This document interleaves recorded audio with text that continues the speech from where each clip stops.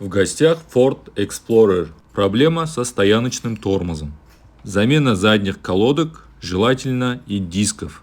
Но водитель Форда пока диски попросил не менять. По стояночному тормозу почистили систему, смазали и обратно устанавливаем. Колодки поменяли, стояночные отрегулировали, о тормозных дисках предупредили. Тормоза работает, машина готова. Добро пожаловать в Тага Авто.